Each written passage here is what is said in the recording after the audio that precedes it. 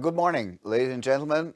Let me try to make or to paint a possible scenario of what is going to happen in the next 12 months in terms of the COVID crisis and its effect on the economy and the capital markets. Let me try to paint what could actually happen. I actually believe there's a great chance that what I'm going to tell you could be a likely scenario for what we have to expect in the near-term future. We're now entering the 8th month of the COVID crisis. We've seen a terrible situation in March, April, and May. We saw a softening of the crisis and now it's coming back. So one of the questions we actually have to ask ourselves, how long is it going to last? And in that respect, I would believe that we should have enough trust in science and medicine and pharma and the pharma industry that we will most likely overcome this crisis and be equipped to deal with it a lot better during the next 6 to 7, 8 months. So whereas we probably will go into a rather tough winter period, which would probably not end up in lockdowns because nobody wants to call it like that, but restrictions will get tougher, the effects on the economy will get more intense. But as 2021 progresses, I think we can be relatively certain that vaccines and medical equipment will be so good that we sort of have it in our hands to deal with the virus. However, I'm also convinced that we are not aware as of yet how dramatic the economic consequences of another quasi somewhere between lockdown and shutdown period of another 6 months, what the effects of that will be on people, on the companies, and on governments all around the world. So I think the most likely scenario is that as time progresses over the next months, the health aspect of the crisis will get better and better after it probably will peak again somewhere in the winter. And the economic awareness of the drama that is taking place in the economic life will become more and more the focus of everybody. What does it have to do with capital markets? And what does it have to do with Europe? I think that if we look into summer 2021, capital will be absolutely essential. It already is essential now, and we already feel now the effects of living on a continent where the balance between debt and capital is wrong and weak. Over 75% of the European economy is financed with debt, and only 25% of the European economy is financed with capital.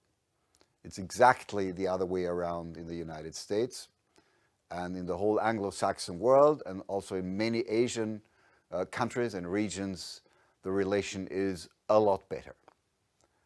So what can we do to improve that? Unfortunately, capital markets, whether we talk from the bottom to the top, whether we talk about large caps, or whether we talk about startups and everything that is in between, the capital market is something that needs everything. If you do not have the large caps, which we do not have in Europe as they have it in the United States and in China, you do not have enough place for the startups and everything that is in between. So we need to look at the issue that you are dealing with as not an issue that is restricted to its term that we talk about the capital market. If we talk about strengthening the capital market in Europe, we have to see it as one of the main and prime preconditions for helping Europe to catch up with Asia and the United States and the Anglo-Saxon world overall in terms of building in all the new technologies European players that can compete with American and Chinese players in everything that concerns data, data infrastructure, digital communication, digital entertainment. We need to gain independence from other continents in all these aspects of the new economy, in all the aspects of the new economy. So we need to create the awareness of European politicians that dealing with capital markets is not a subject of the financial world. It's a subject for Europe, and it's a precondition to maybe in 20, 30 years achieve again a situation where something happens that we had 30 or 40 years ago.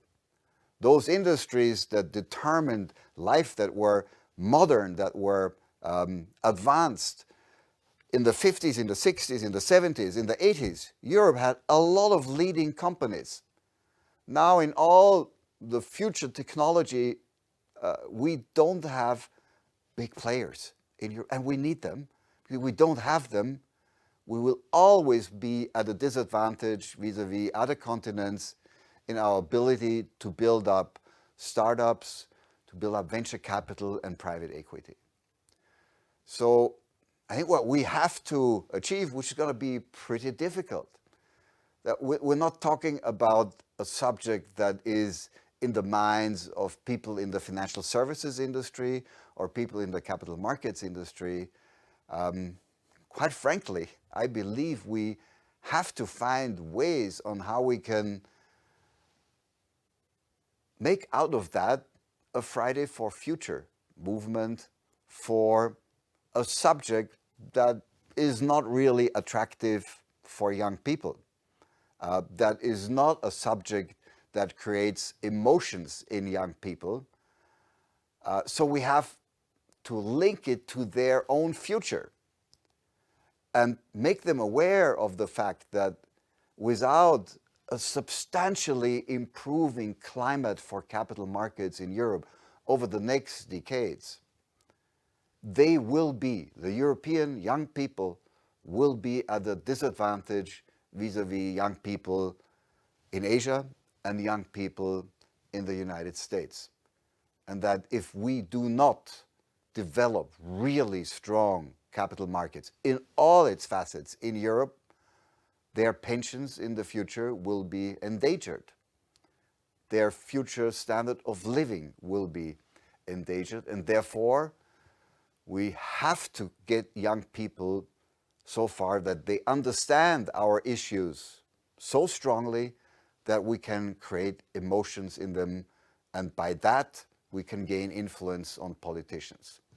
It's a thought for you, and I think a crisis is a great moment to change things. And as I truly hope that the health part of the crisis is going to get better, let's also make sure that the economic crisis is something that we can take care of in speeding up, in building capital markets in all its facets all over Europe. And I wish you lots of luck for that. Thank you very much.